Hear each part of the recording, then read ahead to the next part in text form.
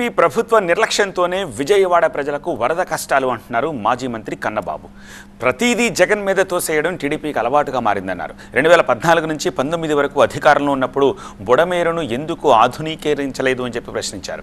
ఇంత టెక్నాలజీ పెరిగినా 45 మంది చనిపోవడం ప్రభుత్వ పెద్దలు సిగ్గుపడాల్సిన విషయం అన్నారు కన్నబాబు.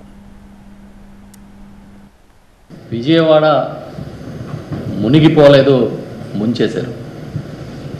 కేవలం ప్రభుత్వ నిర్లక్ష్యం వల్ల, కేవలం ప్రభుత్వం చేతగానితనం వల్ల విజయవాడని ముంచేశారని నేను చెప్తా.